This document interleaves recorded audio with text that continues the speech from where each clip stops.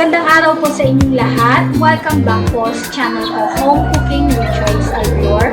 I'm not a chef, but I love to cook and my passion is cooking. So I want to share with you guys my recipes in my video.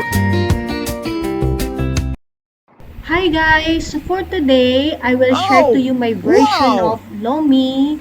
And isa din to sa favorite ni Bean. So this is best for beginners who wish to try.